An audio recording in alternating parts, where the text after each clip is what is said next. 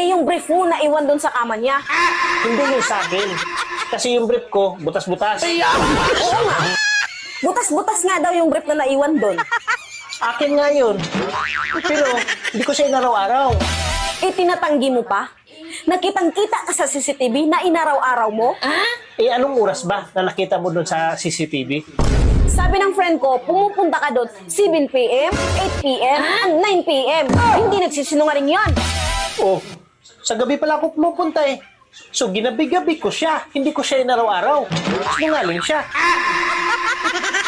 Yan ang sabi ko sa iyo eh. Huwag kang basta-basta maniniwala sa kanya. Ano bang meron sa kanya na wala sa akin? Magkaiba ba ang itsura sa kanya at sa akin? Pareho lang. Maliit lang kasi yun sa'yo. Bakit ba gusto mo paglaruan ng mga babae? Eh, di ba ikaw naman nagturo sa akin yan? Sabi mo pa nga, laruin mo muna bago tuplok.